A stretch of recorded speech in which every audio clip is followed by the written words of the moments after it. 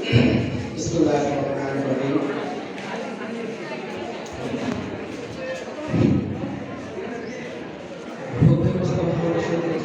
আয়োজিত আজকের এসএসসি কৃষি সংগঠনের সম্মানিত সভাপতি, উপস্থিত যুবকবৃন্দ, শ্রদ্ধাভাজন অভিভাবকবৃন্দ এবং প্রিয় শিক্ষার্থী ভাই বোনেরা, আসসালামু আলাইকুম ওয়া রাহমাতুল্লাহ।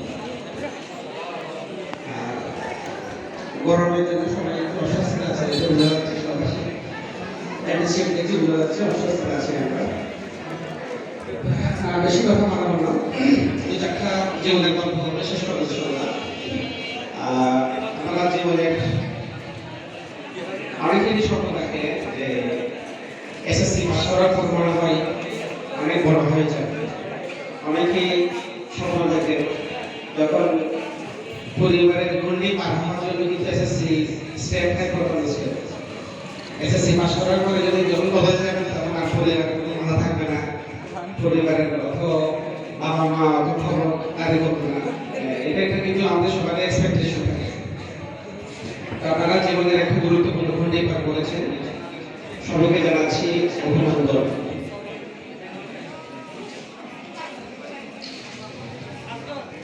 জীবনে আমাদের চলার পথ, যেদিন থেকে মায়ের পেট থেকে যেদিন থেকে আমরা দুনিয়াতে আসলাম সেদিন থেকে যে পথ চলা শুরু, এই পথ চলার সমাপ্তি কিন্তু মৃত্যুর মধ্য থেকে।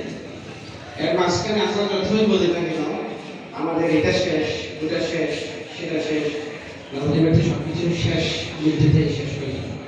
এর আগ পর্যন্ত আপনাকে সামনে এগিয়ে যেতে হবে। এর আগ পর্যন্ত আগামী জীবনে চলার পথে নানান বাধা বিপত্তি সংগ্রাম করে যেতেই হবে, এটাই জীবন। আজকে থেকে ৮ বছর আগে বুয়েটের সমাবর্তনে একজন গ্রাজুয়েট ইঞ্জিনিয়ার বক্তব্য বলেছিলেন। তো ওনার বক্তব্য শুনে সবাই একটু অবাক হয়েছে। ওনার বক্তব্য ছিল এই, আমার মতো ছাত্র বুয়েট দ্বিতীয়টা পাবে না। সবাই একটু অবাক হয়ে গেল।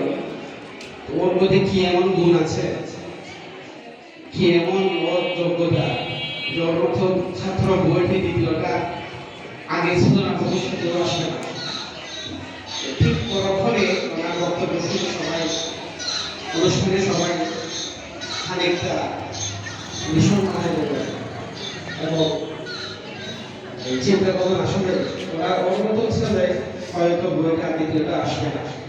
ওনার জীবনের গল্পটা ছিল ঠিক এরকম যে ছোটবেলায় উনি কমলাপুরে একটা বস্তির পাশেই থাকতেন।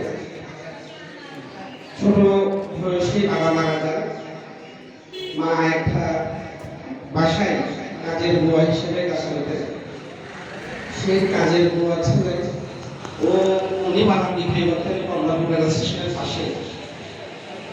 সেই কমলাপুর রেল স্টেশনে বস্তির স্কুল থেকে পড়াশোনা করে বেড়ে ওঠা একজন ছাত্র যখন বুয়েট থেকে অনেক বড় ইঞ্জিনিয়ার হয়ে বের হয়েছিল, তখনই বুঝতে হবে জীবনে বড় হওয়ার জন্য, জীবন অনুষ্ঠানকে বোঝানোর জন্য আমার বাবা কি কাজ করেন, আমার মা কি কাজ করেন, আমার বাবা বসে পড়ে আছে কিনা, আমার বাবা মাকে সবাই চেনে কিনা, that's not the fact. Fact হচ্ছে আমি আমার জীবনের এমএম লাইফ দিয়ে কতটুকু ওরিয়েন্টেড, কতটুকু বোঝাচ্ছেন যে আমি সিদ্ধান্ত নিতে পারছি না, আমাকে আমার এই সিদ্ধান্তে বোঝাতেই হবে। সেটাই হচ্ছে আসল ফ্যাক্ট যে আমার মা কাজের বুয়া, আমার ভাবা দেয়, আমার বস্তিতে বাঙালি করে এই পরিচয় দিয়ে যখন একজন ছাত্র বুয়েট ইঞ্জিনিয়ার হবে, তাদের বুঝতে হবে আমাদেরও এর চেয়ে বড় হতে গিয়ে কোনো বাধা থাকবে না ইনশাআল্লাহ। আমাদের শিক্ষার্থী ভাই বোনদের জন্য আশা করি ওরকম খারাপ সিচুয়েশন থেকে বড় হয়ে পড়াশোনা করছে এখানে কেউ নাই, কিন্তু আমরা শুধুমাত্র আমাদের যে গুরুত্বপূর্ণ সময় জীবনে অপ্রয়োজনে অবহেলায় কাটিয়ে দিয়ে দেখে আমাদের জীবনের বলিষ্ঠ উদ্দেশ্যে যেতে অনেক বাধা এসে যায়। সবচেয়ে বড় কথা আমাদের ব্যক্তিগত চিন্তা ভাবনা। আমরা কখনো চিন্তা করি না যে আমাকে একটা বিশ্বব্যাপী প্রশ্নে কি আমাকে কি কাজ করতে হবে, কি সিদ্ধান্ত নিতে হবে। সে সিদ্ধান্ত যখন আমরা বোঝা যায়, যখন পরীক্ষার টাইম আসে, এক মাস এক সপ্তাহ ধরে পড়াশোনা করি, আমি সময় বোঝা যায় যে আমি একজন শিক্ষার্থী। যখন ধার্মিকতার কথা আসে, যখন আসান দেয়, তখন মনে থেকে আমরা একজন মুসলিম নামাজ পড়তে হবে, কিন্তু অন্য সময় আমরা বোঝা যাই আমাদের একটা মুসলিম জাতি, আমাদের 24 ঘন্টা ইসলামের খেদমত করতে হবে। মুসলিম হিসেবে আমাদের দায়িত্বগুলি শুধুমাত্র আমরা মনে করি মসজিদেই আমাদের সব দায়িত্ব, শুধুমাত্র মাহফিলেই সব দায়িত্ব। ব্যক্তিগত জীবনে, সামাজিক পারিবারিক জীবনে, রাষ্ট্রীয় জীবনে আমাদের মাথায় থাকে না আমরা একটা মুসলমান। নৈতিকতা কাজ বড়ই অভাব। যখন যেখানেই থাকবেন যাবেন, একজন শুধু অনৈতিকতার ছড়াছড়ি, সব থেকে দুর্নীতি, কারো মারামারি, ফাটাফাটি, এইসব কিছু অপকর্ম নিয়ে আমাদের জীবন যায়। আপনি যদি চিন্তা করেন আমাদের জীবনে যদি এই প্রত্যেকটা সময় আমরা খারাপ কাজে যে সময়টুকু ব্যয় করি বা এই সময়টুকু আমরা যদি নষ্ট করি, ওই সময়টুকু যদি আমরা যদি সঠিক ব্যবহার করতে পারতাম, আর আমাদের দেশেও ইসরায়েলের মতো সায়েন্টিস্ট তৈরি হতো, ইসরায়েলের মতো অনেক বড় বড় জেনারেল তৈরি হতো। ওরা আজকে ছোট্ট একটা রাষ্ট্র পুরো বিশ্বকে দেখতেছে, পুরো ইসলাম, এইসব পুরো পৃথিবীর ইসলামকে ওরা এটা হুমকি দিচ্ছে যে আমরাই তোমাদের শাসন করবো। কিন্তু আমরা অভাগা মুসলিম হয়ে গেছে, আমাদের অতীতের কথা বলে গেছি, আমাদের অতীত কিছু আমরা গবেষণা বলে গেছি, বিজ্ঞানকে বলে গেছি, আমরা আমাদের সময়কে ব্যবহার করতে পারি না। আমরা আমাদের আড্ডা অবসর পেলে আমরা একটু টিভি দেখি, ফেসবুকে সময় কাটাই, মোবাইলে একটু সময় দিয়ে এই কাজে ব্যস্ত। ওরা কিন্তু ব্যস্ত থাকে সবসময় গবেষণামূলক কাজে, কিভাবে দেশকে এগিয়ে নেওয়া যায়, গবেষণামূলক কাজ দিয়ে কিভাবে দেশকে সহযোগিতা করা যায়, সেই যে দেওয়ার দিক থেকে কিন্তু ওরা এগিয়ে যায়।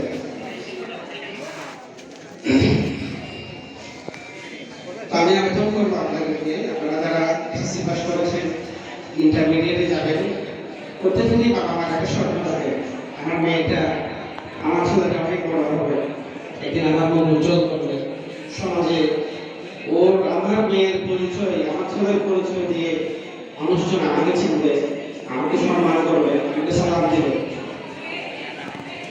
তো এই আপনাদের এসএসসি পাস করার পরে জীবনের মধ্যে প্রথম স্টেপটা শুরু হবে। আচ্ছা, নেক্সট স্টেপ হচ্ছে সবচেয়ে গুরুত্বপূর্ণ, আমি প্রোগ্রামে সবাইকে কখনই জানাই, সবচেয়ে গুরুত্বপূর্ণ অধ্যায় কিন্তু আমার এসএসসি অধ্যায়টা। যারা এসএসসি অধ্যায়ে ড্রব্যাক থাকবে, যে পিছিয়ে যাবে, কিন্তু সারা জীবনের জন্য পিছিয়ে যাবে। একটা এক্সাম্পল দিয়ে বললেন, আমাদের ডাক্তারদের মধ্যে আমরা অনেকে 2009-10 সালে 2009-10 সেশনে, আজকে 2015 বছর পরে এসে আমরা একটা পর্যায়ে গিয়েছি, এমবিবিএস পাস করেছি, এমসিবিএস পাস করেছি, এমডি শেষের দিকে বিসিএস পাস করেছি। আমাদের সাথে আরো অনেক বন্ধু ছিল যারা 2010 সালে এমবিবিএস এ ঢুকেছে, ওরা হয়তো পরে পাস করেছে, কিন্তু এমন না যে ওরা এমবিবিএস পর থেকে সরে যায়। কিন্তু আমি যদি এসএসসি পাস করে যদি আমি ডাক্তারের ফি করতে না পারতাম, তাহলে আমি তো ডাক্তার হওয়ার সুযোগ থাকতো। আমি যদি এসএসসি পাস করে যদি আমি যদি বইটা যেতাম, আমি যদি ইঞ্জিনিয়ার হতাম, আমি একটা নার্সারি যেতাম, আমি একটা নার্সারি গ্রাজুয়েট হতাম, একজন শিক্ষক হতাম, একজন ব্যাংকার হতাম। কিন্তু আমার যে মেন, আমার জীবনের যে সবচেয়ে গুরুত্বপূর্ণ গতিপথ হচ্ছে এসএসসি পরীক্ষা। যারা এসএসসি পরীক্ষায় আপনাকে গাইড করবে আপনি জীবনে কোন দিকে যাচ্ছেন, নাকি আপনি সারা জীবন দেখা থাকবেন। নাকি জীবনের সবচেয়ে যে গুরুত্বপূর্ণ পরীক্ষা এসএসসি পরীক্ষা, ওই পরীক্ষাকে এখন থেকে প্রস্তুতি শুরু করতে হবে। অনেকেই মনে করেন আমরা এখন কলেজে গেলাম, এটা এখন একটু খাওয়া বাতাস খেয়ে সময় কাটাই, পরীক্ষা যখন আসলে একদিন সারাদিন পড়াশোনা করবো, আসলে এটা একটু ভ্রান্ত ধারণা। আমার গর্ব করে বলতে পারি, আমি আমার এসএসসি 2 বছর সময় ইচ্ছে এন্ট্রি মিনিটস আমার লাইনে মেনটেন আছে। আমি কোন সময় কোন কাজে ব্যয় করেছি, আমার এই 2 বছরের সময় আমি ডায়েরি মেনটেন করেছি, যাতে আমার কোনো সময় অপচয় না হয়। এই পর্যায়ে এসে হয়তো ডায়েরি মেনটেন করা কঠিন, কিন্তু ওই সময় এত ওয়েস্টেজ না হয়, জীবন থেকে গুরুত্বপূর্ণ সময়ে একটু জায়গা হারিয়ে না যায় সেটাও চেষ্টা করেছি প্রত্যেকটা সময় হিসাব রাখে। আমি যখন সচেতন মনে আমার জীবনের প্রত্যেকটা সময়ের হিসাব দিতে যাবেন তখনই আপনার মনে একটু ভালো কাজ করবে। এই সময়টাকে কাজে লাগাই, এই সময়টাকে এত সঠিক ব্যবহার করে যাতে আমার ভবিষ্যৎ আরো সুন্দর হয়, বাবা মাকে এত উজ্জ্বল করে বলতে পারে যে আমি একজন বড় প্রফেসর, আমি একজন ইঞ্জিনিয়ার, আমি একজন বড় ব্যাংকার। আমি আমার ছোট ভাই বোনকে অনুরোধ করবো প্লিজ আমাকে এই 2 বছর সময় অবশ্যই কাজে লাগাবো। এরপরে যদি আপনি অবহেলা করেন আপনি যেদিকে যান না কেন আপনি জীবনে একটা ওয়েতে যাবেন, কিন্তু এইচএসসিতে যাওয়ার অবহেলা করে ওদের জন্য জীবনে ভবিষ্যতে এগিয়ে যাওয়া অনেক কঠিন হবে। আমরা অবশ্যই এই 2 বছর সময় প্রত্যেকটা সময় প্রত্যেকটা মিনিটে কাজে লাগাবো জীবনের ভবিষ্যৎকে হচ্ছে না। ডাক্তার হিসেবে আমার সবচেয়ে বেশি খুশি লাগে যখন আমার বাবা মা, আমার আত্মীয় স্বজন, আমার বাবার কলিগদের সঙ্গে গিয়ে যখন বলতো আমার ছোট ছেলে একজন ইউরোলজিস্ট হতে পারছে, একজন বিসিএস ক্যাডার, আমার বাবা মার জন্য মনে হয়েছে গর্বের বিষয় আর কিছুই নাই। যখন আমার বাবা আমাকে নিয়ে গর্ব করে আমার বাবা চেয়ে আমার সবচেয়ে বেশি খুশি লাগে যে না আমি অন্ততপক্ষে আমার বাবার জন্য কিছু করতে পারি না পারি না। আমার বাবার অফিস কলিগদের সামনে, আমার বাবার আত্মীয় স্বজনদের সামনে আমি একটা দিনের জন্য কিছু করে যেন আমার বাবাকে উজ্জ্বল করেছি। আমার মনে হয় আমার ছোট ভাই বোনরা যদি এসে চিন্তা ভাবনা করে বাবা মাকে দিকে আমাদের দুনিয়ার সবচেয়ে বড় সম্পদ বাবা মা। পৃথিবীর সবাই স্বার্থপর, শুধু বাবা মা ছাড়া সবার ভালোবাসার সাথে স্বার্থ জড়িত, বাবা মার সাথে কোনো স্বার্থ জড়িত নেই। আমি একজন মেডিসিন ডাক্তার হিসেবে অনেক বাচ্চাকে পাই যারা জন্মগতভাবে বুদ্ধি প্রতিবন্ধী। আমরা মেডিসিনে বলি যে সেরেব্রাল পলসি, যে কোনো সময় হাঁটতে জানবে না, কোনো সময় নিজের খাবার নিজে খেতে পারবে না, নিজের বস্ত্র খাইতে পরিষ্কার করতে পারবে না, নিজের কাপড় চোপড় নিজে কোনোদিন পড়তে পারবে না, এরকম বাচ্চাকেও কিন্তু সবাই চাই বাচ্চাটা মরে যাক, শুধু বাবা মা চাই ওনার বাচ্চারা ওর সামনেই থাকবে, বাচ্চাটাকে মা বলে রাখবে, শুধু এটুকু শোনার জন্য সারা জীবন কষ্ট করে যায়। এরকম বাবা মা আমার থেকে বড় করছে। আমরা যদি চিন্তা করি এরকম কষ্ট করে যারা আমাদেরকে বড় করেছে দুনিয়াতে প্রতিষ্ঠিত করার জন্য, আমি যদি ওনার সন্তান হয়ে যদি ওনার মুখটাকে উজ্জ্বল করতে না পারি তাহলে আমার এই দুনিয়ায় পথ চলা, এত পড়াশোনা, এত পরিশ্রম সবই ব্যর্থ যদি না আমার বাবা আমার কারণে উজ্জ্বল মুখ নিয়ে ফিরতে না পারে। সবসময় চেষ্টা করতে হবে আমাদেরকে আমাদের জন্য যাতে আমাদের বাবা মা মুখ উজ্জ্বল হয়, আমাদের সমাজ উজ্জ্বল হয়, আমাদের দেশটা উজ্জ্বল হয়।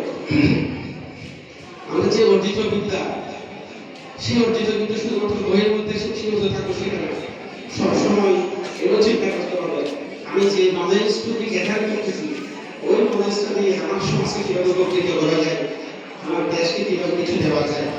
আমি যদি চিন্তা করি আমি পড়াশোনা করলাম, একজন গ্রাজুয়েট হলাম, আমি একটা ভালো একটা বেতনধারী কর্মকর্তা, এটি দিয়ে আমি আমার সংসার, আমার বউ বাচ্চা, আমার পরিবারকে ভালো মতো খাবে, বাকিরা খাক না খাক তাতে আমার কি আসে যায়।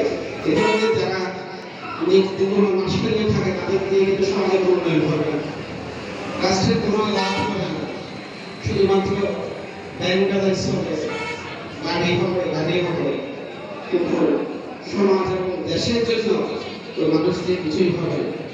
আমি ডাক্তার হিসেবে যদি আমি অনেক পড়াশোনা করলাম, আমি পিএইচডি করলাম, অনেক কিছু করলাম, এই পিএইচডি আমার doctor MBBS BCS FCS MD সব কিছুই করলাম, আমি যদি কোনো চিকিৎসা করতে না পারি আমার কি ওই বুদ্ধার কোনো দাম আছে?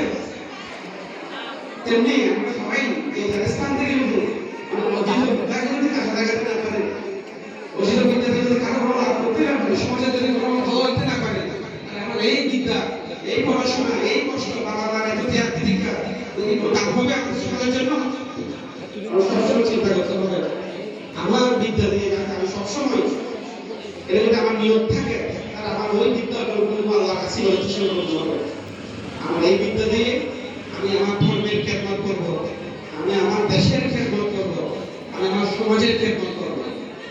সেই বিদ্যা অর্জনের জন্য যে সময় আমরা ব্যয় করবো, যে পরিশ্রম দেব, যে টাকা পয়সা ব্যয় করবো, সেটা আমাদের দেখতে হবে আমার সৃষ্টিকর্তা আল্লাহ পাকের কাছে এটা ইবাদত হিসেবে করবো। প্রিয় ভাই বোনেরা, আর কথা বাড়াচ্ছি না। জীবনের যে চলার যে ট্রেনটা আপনারা শুরু করেছে, ট্রেনটা মৃত্যুর আগের দিন থাকবে।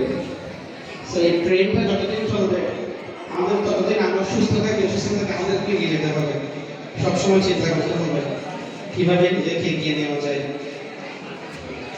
এক বাগানের এক মাঝে প্রতিদিন সে পানি দিচ্ছে, সে আশায় থাকে কোনো একদিন হয়তো ওই বৃক্ষটুকু, ওই ফুলের গাছটুকু একটি সুন্দর একটা গোলাপ ফুটে তার ফুলের বাগান কিছু সঙ্গীত করবে। ঠিক তেমনি মানুষ সারা জীবন একটু সুখের আশায়, একটু সম্মানের আশায় কষ্ট করে যায়। তবে এই কষ্টটুকু যেন হয় সম্মানের, কষ্টটুকু যেন হয় আমার দেশের মঙ্গলের জন্য, পরিবারের মঙ্গলের জন্য। সবসময় আমাদের মন মানুষের যদি এরকম সুন্দর থাকে তাহলে আমাদের সমাজটা সুন্দর হবে, সমাজ থেকে অন্যায় অভিচার দুর্নীতি লোপ পাবে।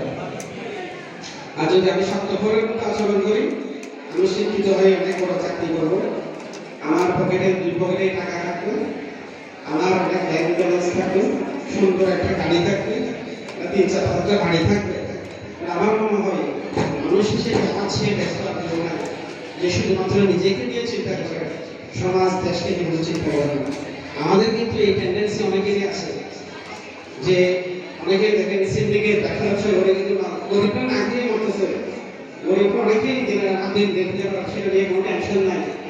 তার চিন্তা হচ্ছে তার কখন 100 কোটি টাকা, কখন 200 কোটি টাকা হবে, 200 কোটি টাকা কখন 500 কোটি হবে, এরকম চিন্তা ভাবনা মানুষ অনেকেই আছে আমাদের সমাজে। আমাদের মানুষকে পরিবর্তন করতে হবে, আমাদের চিন্তা ভাবনাকে পরিবর্তন করতে হবে।